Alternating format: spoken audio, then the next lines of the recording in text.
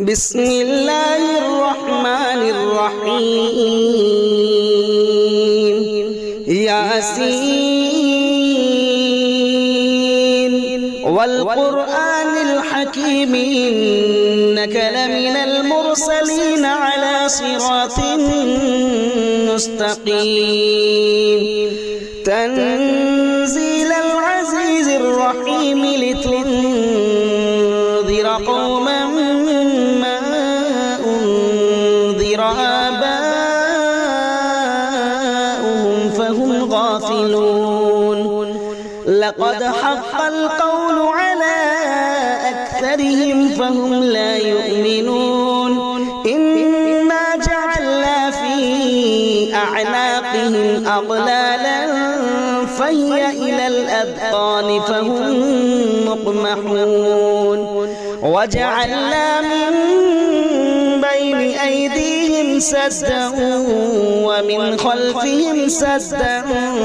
فأغشيناهم فهم لا يبصرون وسواء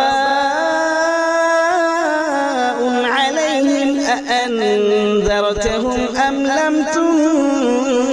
تنذرهم لا يؤمنون إنما تنذر من اتبع الذكر وخشي الرحمن بالغيب فبشره بمغفرة وأجر كريم إنا نحن نحيي الموتى ونكتب ما قدموا وآثارهم وكل شيء أحصيناه في إمام مبين واضرب لهم مثلا أصحاب القرية إذ جاءها المرسلون إذ أرسلنا إليهم اثنين فكذبوهما فعززنا بثالث فقالوا إنا إليكم مرسلون قالوا ما أنتم إلا بشر مثلنا وما أنزل الرحمن من شيء إن أنتم إلا تكذبون قالوا ربنا يعلم إنا إليكم لمرسلون وما علينا إلا البلاغ المبين قالوا إنا تطيرنا بكم لئن لم تنتهوا لنرجمنكم وليمسنكم منا عذاب أليم قالوا طائركم معكم أئن ذكرتم بل أنتم قوم مسرفون وجاء من أقصى المدينة رجل يسعى قال يا قوم اتبعوا المرسلين اتبعوا من لا يسألكم أجرا وهم مهتدون وما لي لا أعبد الذي فطرني وإليه ترجعون أأتخذ من دونه آلهة إن يردني الرحمن بضر لا تغن عني شفاعتهم شيئا ولا ينقذون إني إذا لفي ضلال مبين إني آمنت بربكم فاسمعون قيل ادخل الجنة قال يا ليت قومي يعلمون بما غفر لي ربي وجعلني من المكرمين وما أنزلنا على قومه من بعده من جند من السماء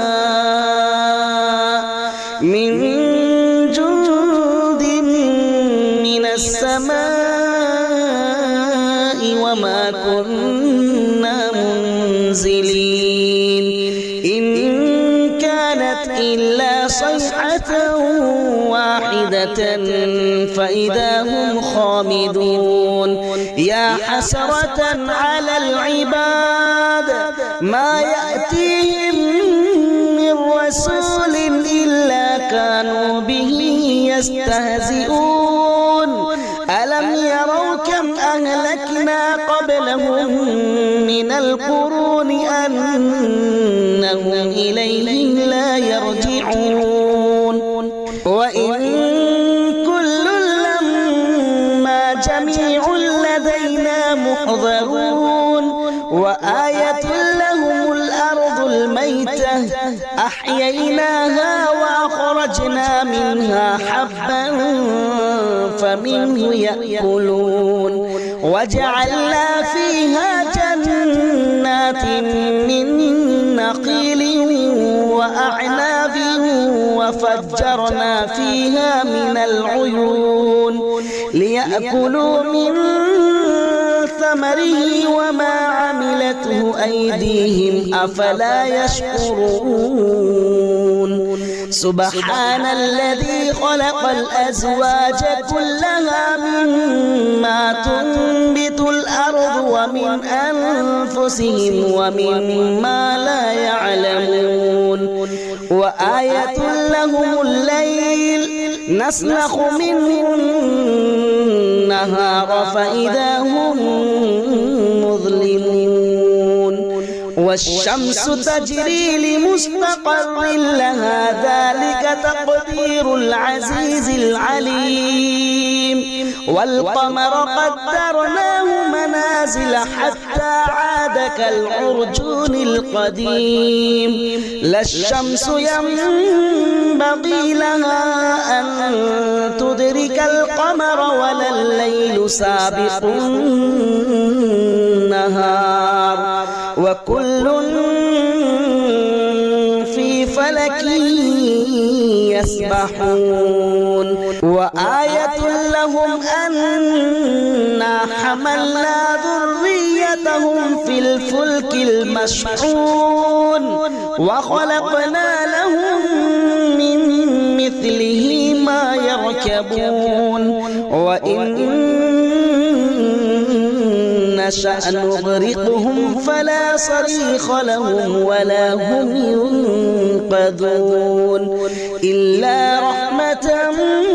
منا ومتاعا إلى حين وإذا قيل لهم اتقوا ما بين أيديكم وما خلفكم لعلكم ترحمون وما تأتيهم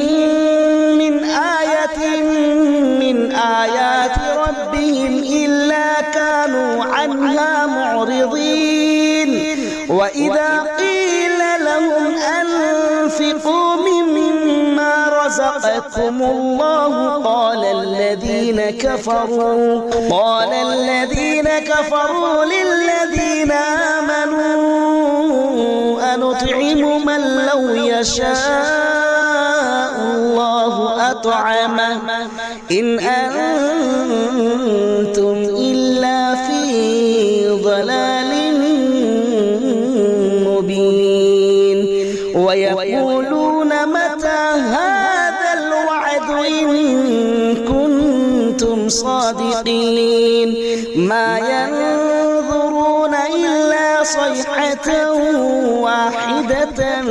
تأخذهم وهم يخصمون فلا يستطيعون توصية ولا إلى أهلهم يرجعون ونفخ في الصور فإذا هم من الأجداث إلى ربهم ينسلون قالوا يا ويلنا من بعثنا من مرقدنا هذا ما وعد الرحمن وصدق المرسلون إن كانت إلا صيحة واحدة فإذا هم جميع لدينا محضرون فاليوم لا تظلم نفس شيئا ولا تجزون إلا ما كنتم تعملون إن أصحاب الجنة اليوم في شغل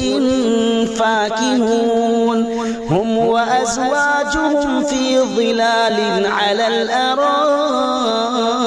متكئون لهم فيها فاكهة ولهم ما يدعون سلام قولا من رب رحيم وامتازوا اليوم أيها المجرمون ألم أعهد إليكم يا بني آدم ألا تعبدوا الشيطان إنه لكم عدو مبين وأن اعبدوني هذا صراط مستقيم ولقد أضل منكم جبلا كثيرا أفلم تكونوا تعقلون هذه جهنم التي كنتم توعدون اصلوها اليوم بما كنتم تكفرون اليوم نختم على أفواههم وتكلمنا أيديهم وتشهد أرجلهم بما كانوا يكسبون ولو نشاء لطمسنا على أعينهم فاستبقوا الصراط فأنى يبصرون ولو نشاء لمسخناهم على مكانتهم فما استطاعوا مضيا ولا يرجعون ومن نعمره ننكسه في الخلق أفلا يعقلون وما علمناه الشعر وما ينبغي له إن هو إلا ذكر وقرآن مبين لينذر من كان حيا ويحق القول على الكافرين أولم يروا أنا خلقنا لهم مما عملت أيدينا أنعاما فهم لها مالكون وذللناها لهم فمنها ركوبهم ومنها يأكلون ولهم فيها منافع ومشارب أفلا يشكرون واتخذوا من دون الله آلهة لعلهم ينصرون لا يستطيعون نصرهم وهم لهم جند محضرون فلا يحزنك قولهم إنا نعلم ما يسرون وما يعلنون أولم ير الإنسان أنا خلقناه من نطفة فإذا هو خصيم مبين وضرب لنا مثلا ونسي خلقه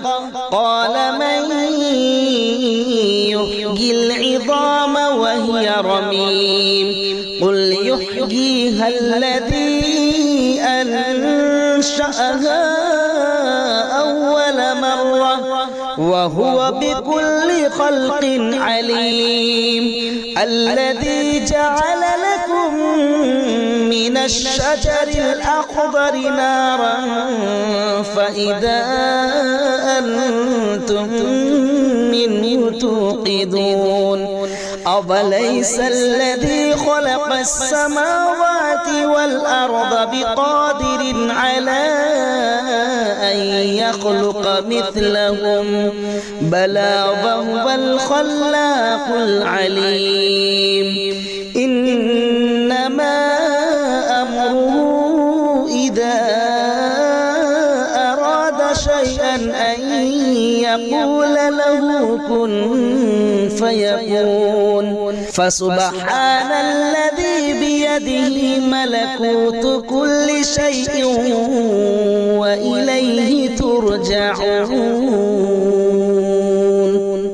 بسم الله الرحمن الرحيم الرحمن علم القرآن خلق الإنسان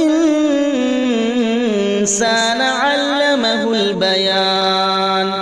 الشمس والقمر بحسبان والنجم والشجر يسجدان والسماء رفعها ووضع الميزان ألا تطغوا في الميزان وأقيموا الوزن بالقسط ولا تخسروا الميزان والأرض وضعها للأنام فيها فاكهة والنخل ذات الأكمام والحب ذو العصف والريحان فبأي آلاء ربكما تكذبان خلق الإنسان من صلصال كالفخار وخلق الجان من مارج من نار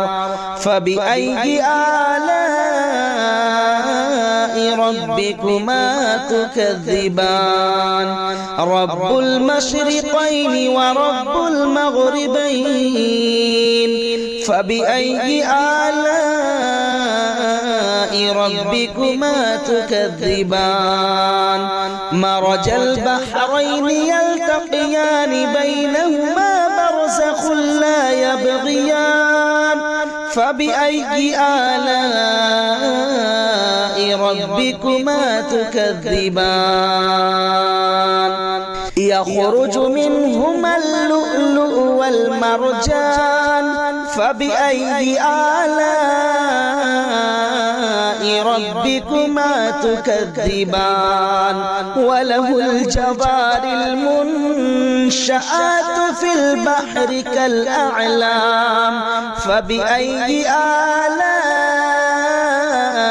ربكما تكذبان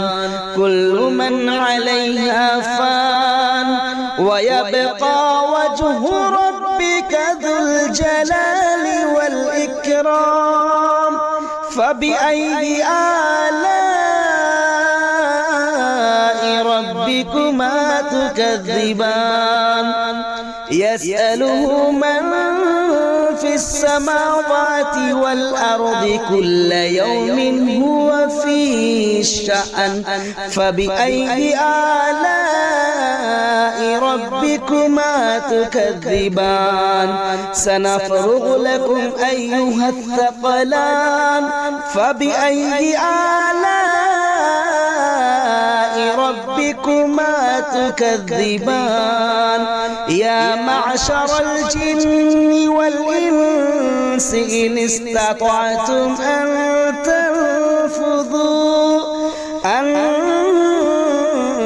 تنفذوا من أقطار السماوات والأرض فانفذوا لا تنفذون إلا بسلطان فبأي آلاء ربكما تكذبان يرسل عليكما شواظ من نار ونحاس فلا تنتصران فبأي آلاء ربكما تكذبان فإذا انشقت السماء فكانت وردة كالدهان فبأي آلاء ربكما تكذبان فيومئذ لا يسأل عن ذنبه إنس ولا جان فبأي آلاء ربكما تكذبان يعرف المجرمون بسيماهم فيؤخذ بالنواصي والأقدام فبأي آلاء ربكما تكذبان هذه جهنم التي يكذب بها المجرمون يطوفون بينها وبين حميم آن فبأي آلاء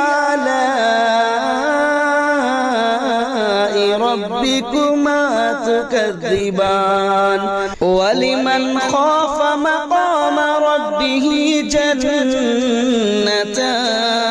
فبأي آلاء ربكما تكذبان ذواتا أفنان فبأي آلاء ربكما تكذبان فيهما عينان تجريان فبأي آلاء ربكما تكذبان فيهما من كل فاكهة زوجان فبأي آلاء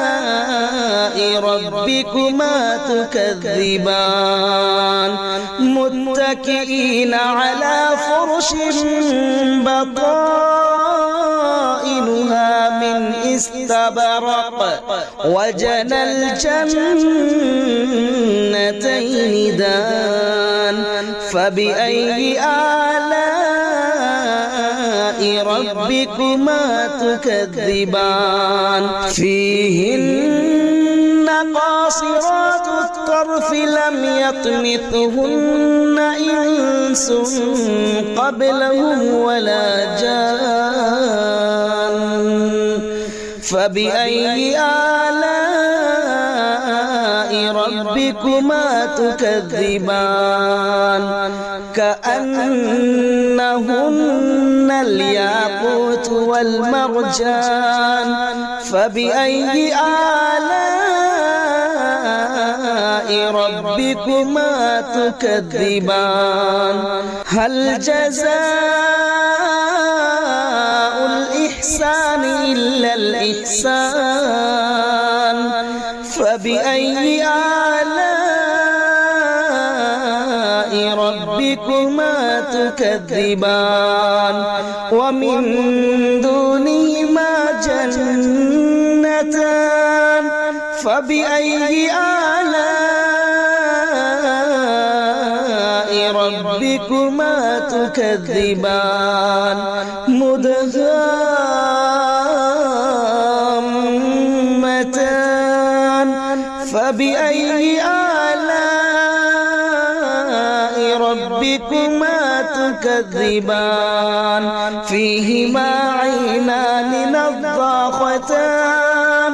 فبأي آلاء ربكما تكذبان فيهما فاكهة ونخل ورمان فبأي آلاء ربكما تكذبان فيهن خيرات حسان فبأي آلاء ربكما تكذبان حور مقصورات في الخيام فبأي آلاء ربكما تكذبان لم يطمثهن إنس قبلهم ولا جان فبأي آلاء ربكما تكذبان متكئين على رفرف خضر وعبقري حسان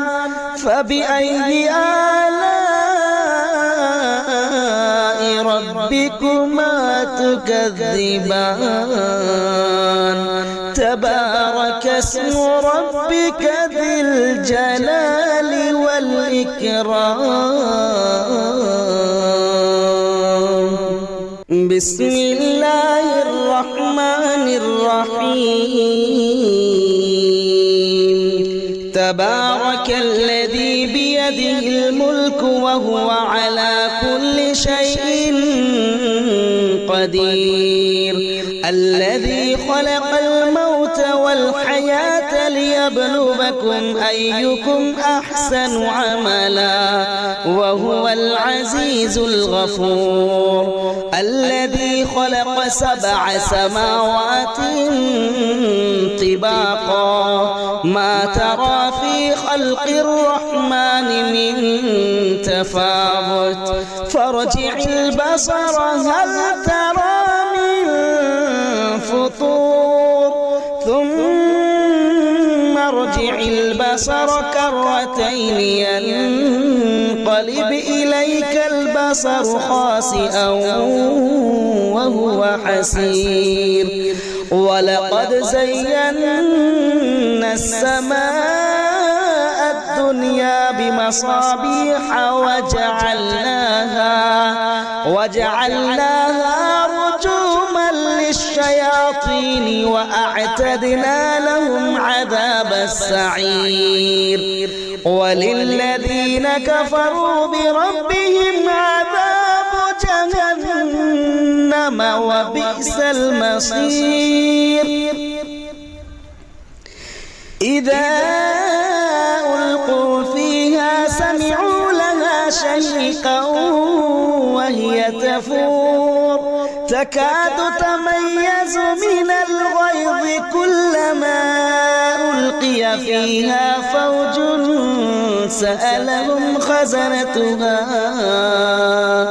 سألهم خزنتها ألم يأتكم نذير قالوا بلى قد جاءنا نذير فكذبنا وقلنا ما نزل الله من شيء إن أنتم إلا في ضلال كبير وقالوا لو كنا نسمع أو نعقل ما كنا في أصحاب السعير فاعترفوا بذنبهم فسحقا لأصحاب السعير إن الذين يخشون ربهم بالغيب لهم مغفرة وأجر كبير وأسروا قولكم أو اجهروا به إنه عليم بذات الصدور ألا يعلم من خلق فهو اللطيف الخبير هو الذي جعل لكم الأرض ذلولا فامشوا في مناكبها وكلوا من رزقه وإليه النشور أأمنتم من في السماء أن يخسف بكم الأرض فإذا هي تمور أم أمنتم من في السماء أن يرسل عليكم حاصبا فستعلمون كيف نذير ولقد كذب الذين من قبلهم فكيف كان نكير أولم يروا إلى الطير فوقهم صافات ويقبضن ما يمسكهن إلا الرحمن إنه بكل شيء بصير أمن هذا الذي هو جند لكم ينصركم من دون الرحمن إن الكافرون إلا في غرور أمن هذا الذي يرزقكم إن أمسك رزقه بل لجوا في عتب ونفور أفمن يمشي مكبا على وجهه أهدى أمن يمشي سويا على صراط مستقيم قل هو الذي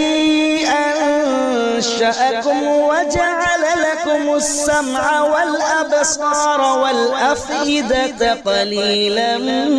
ما تشكرون